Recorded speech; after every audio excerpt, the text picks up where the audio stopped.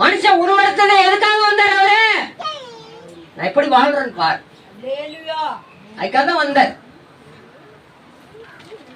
அப்ப ஒரு நல்ல பங்கை நாம் தெரிந்து கொள்ள வேண்டும். யாருங்க நல்ல பங்கு? ஆண்டவராய் இயேசுதான் நல்ல பங்கு.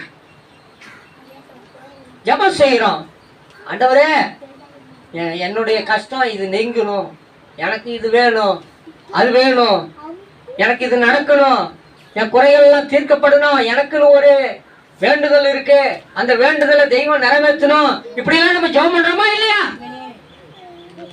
அந்த ஜெபம் பண்றத கர்த்தர் கேட்பாரா இல்லையா? கேட்பாரு.